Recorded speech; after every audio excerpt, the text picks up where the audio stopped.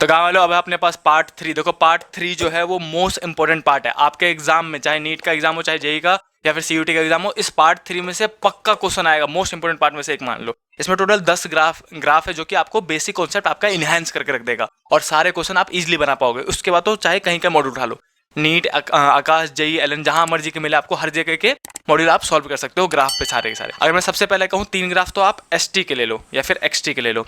Displacement time graph ले रहा हूँ मैं 3, और इन तीनों का मतलब क्या क्या होता है, इसके अंदर कॉन्सेप्ट क्या क्या छुपा होता है ये बता रहा हूँ मैं आपको जल्दी से। तो यहाँ पे एक्स भी हो सकता है और एस भी हो सकता है। डिस्प्लेसमेंट टाइम ग्राफ एक्स और एस में से कुछ भी दे सकते हैं, वो एक्स लिखा होगा या फिर एस लिखा होगा और ये टाइम के साथ ग्राफ बना होगा। ऐसे करके हमने बना दिया।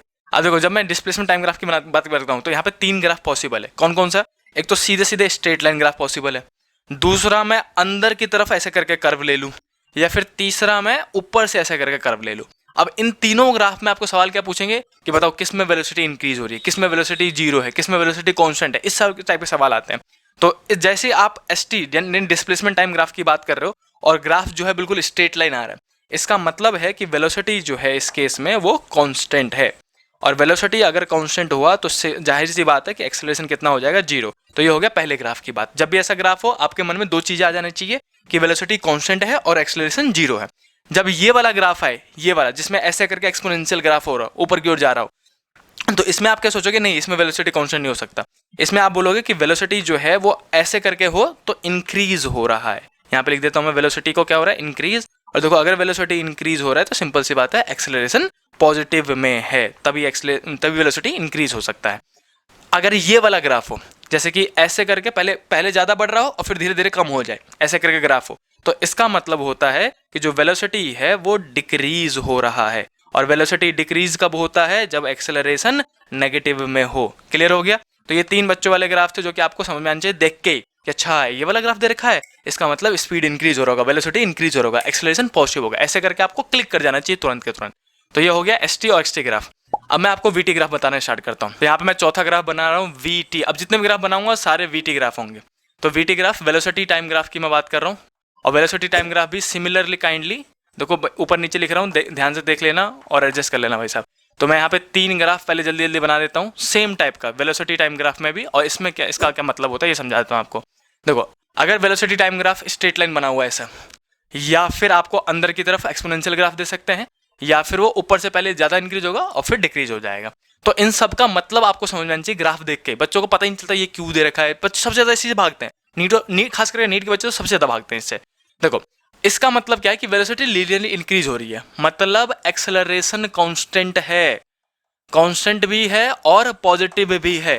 ये समझ में आया? देखो वेलोसिटी इंक्रीज हो रही है तो एक्सेलरेशन तो जाहिर सी बात है पॉजिटिव होगा, और कांस्टेंट भी है, तभी ये स्ट्रेट लाइन ग्राफ आया। अगर मैं इस ग्राफ की बात करूं तो देखो वेलोसिटी इंक्रीज हो रहा है ना, और वेलोसिटी इंक्रीज कब होता है, जब एक्सेलरेशन पॉजिटिव होता है। इस वाले केस में भी मैं यहाँ लिख देता हूँ एक्सेलरेशन कैसा है, पॉजिटिव।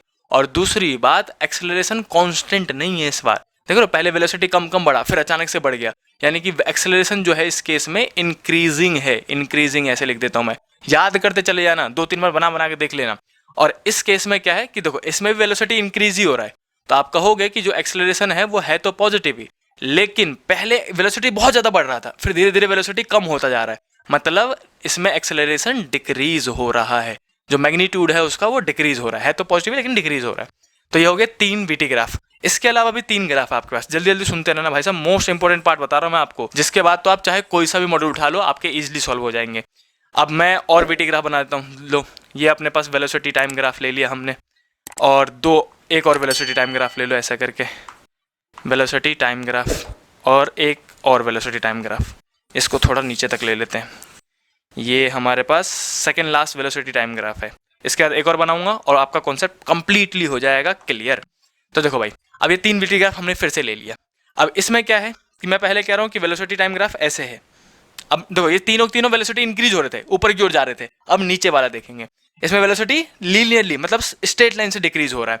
इस केस में वेलोसिटी जो है वो ऐसे डिक्रीज हो रहा है, हाइपरबोला की तरफ, जिसमें नीचे से जाएगा अपने पास। और लास्ट ये देखो ऐसे भी जा सकता है, अंदर से भी जा सकता है कर्व, और ये ऐसे करके एकदम से ड्रॉप भी हो सकता है। देखो इन तीनों ग्राफ का आपको मतलब समझ में आना चाहिए कि क्या कह रहा है ये। देखो सबसे पहला ग्राफ जो है, देखो इन तीनों केस में वेलोसिटी इंक्रीज हो रही थी, इन तीनों केस में वेलोसिटी डिक्रीज हो रही है। वेलोसिटी डिक्रीज कब होगी? जब एक्सेलरेशन नेगेटिव होगा। तो तीनों केस में एक्सेलरेशन जो है वो अपने पास नेगेटिव है। इसमें भी एक्सेलरेशन क्या है अपने पास? नेगेटिव। और लास्ट वाले केस में भी क्या आएगा अपने पास? एक्सेलरेशन नेगेटिव, क्योंकि तीनों केस में वेलोसिटी डिक्रीज हो रही है। अब ये जानना है कि किस केस में एक्सेलरेशन कांस्टेंट है और किस में इंक्रीज हो रहा है और किस में डिक्रीज हो रहा है। तो देखो इस केस में जब भी स्ट्रेट लाइन ग्राफ आए, वेलोसिटी टाइम ग्राफ का स्ट्रेट लाइन ग्राफ, देखो जैसे ये है, तो जब भी स्ट्रेट लाइन ग्राफ आए सीधे सीधे एक्सेलरेशन क्या हो जाएगा? कांस्टेंट, इसमें वेरिएबल नहीं होता। दूसरा, अब इसमें और इसमें वेरिएबल है, यानी कि किसी में इंक्रीज हो रहा है किसी में डिक्रीज। अब देखो इस वाले केस में वेलोसिटी स्टार्टिंग में अचानक से डिक्रीज हो रहा है और बाद में स्लो हो गया, यानी कि पहले एक्सेलरेशन ज्यादा था और बाद में एक्सेलरेशन कम हो गया, मतलब डिक्रीज हुआ है। इस केस में एक्सेलरेशन डिक्रीज हो रहा है और इस केस में एक्सेलरेशन इंक्रीज हो जाएगा। अब मैं इसको समझा देता हूँ।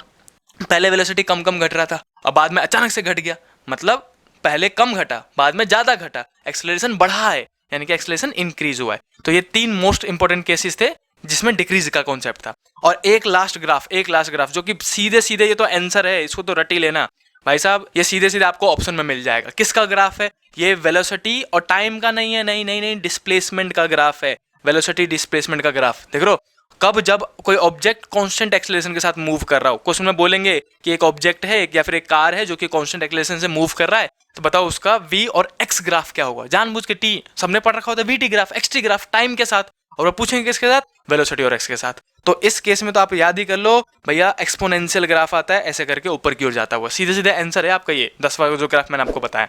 तो ये था मोस्ट इंपॉर्टेंट कॉन्सेप्चुअल ग्राफ जो कि आपका कॉन्सेप्ट बिल्ड करके रख देगा। और आपने इसको 2-3 बार, अगर एक बार समझ में नहीं आया तो दोबारा रिवाइंड करके देख लेना। और जैसे आपने ये वाला पार्ट क्लियर कर लिया, इसके बाद तो जहां मर्जी के मॉड्यूल उठा लो, जौन से मर्जी कोड उठा लो, इजीली सॉल्व हो जाएंगे।